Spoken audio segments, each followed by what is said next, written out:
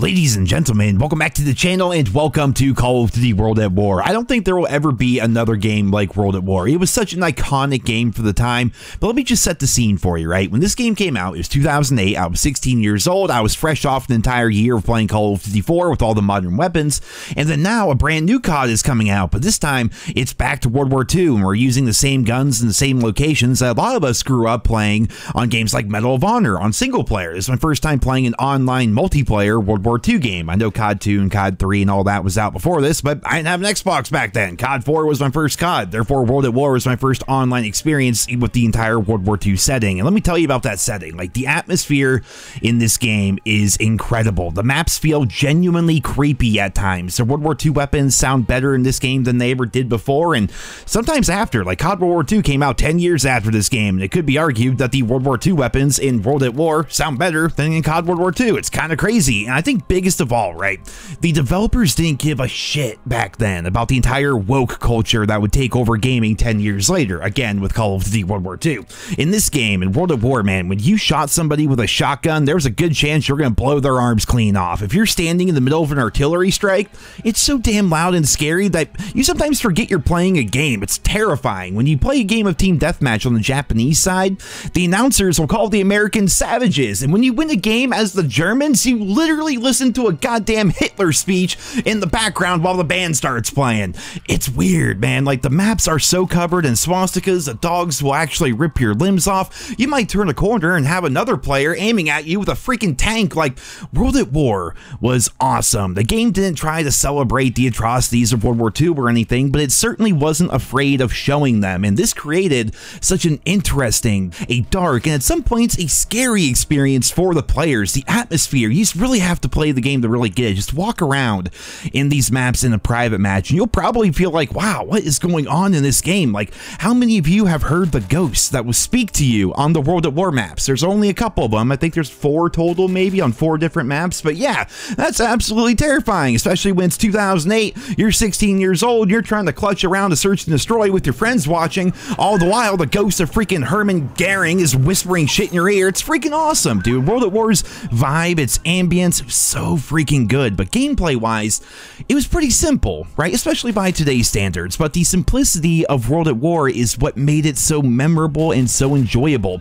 The large maps created this sort of sandbox experience where all weapons were viable if you knew how to navigate. It doesn't matter the map. If you wanted to snipe, you could snipe. If you wanted a shotgun, you could shotgun. You could do anything in between as well. The weapons themselves had recoil. They were a bit unbalanced at times. We all know about the MP40, but the kill streaks, they were basic, right? This is going back to the COD 4 model of 357. You had your recon plane, your artillery, and your attack dogs. That actually meant something back in the day. Like, if somebody on the other team called in an artillery, freaking look out, dude. That thing's terrifying. But in a more modern game, some guy calls in a Hellstorm missile. It's like, who gives a shit? Hopefully it better not hit me. Up, and of course it hits me. You know, that's kind of how it goes in the modern games. Whereas an artillery felt like it was something that was like changing the map. It made everything just feel more alive, more dynamic. It was really fun. And then, of course, when attack dogs came out, that was also terrifying, and you're usually checking the scoreboard to figure out which teammates given the other team attack dogs. I think that World at War will always be remembered for the time that it came out. It was the first game to come out right after COD 4 released, and was also the game that came right before Modern Warfare 2, and it would also serve,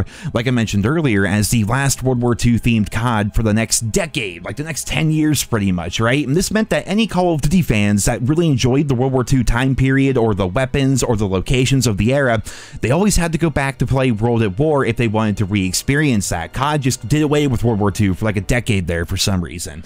And I think World at War also released at a time where the world was completely different than it is now, which is true of pretty much anything. And I think there's something comforting about these older games. Like for me, I mentioned earlier, when this game came out, I was 16 years old. I was a carefree high school kid. Part of the appeal of World at War for me personally is how much fun I had playing the game back when on my 4x3 old terrible television with an Xbox 360 with the flimsy little headset, trying to talk to my friends, but not too loud so I won't wake up my mom in the other room because I got school in the morning and it's already 1 a.m.